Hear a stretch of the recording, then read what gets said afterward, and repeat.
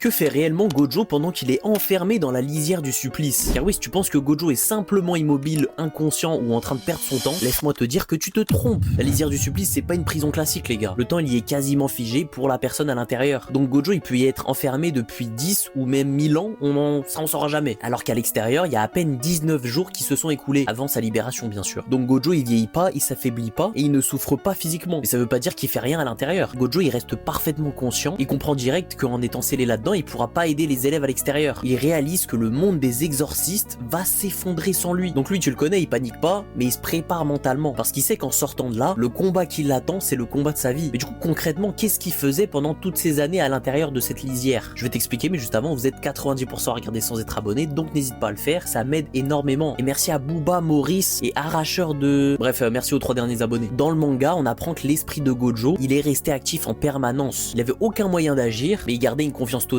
de ce qu'il allait faire en étant libéré. Gojo, il est intelligent.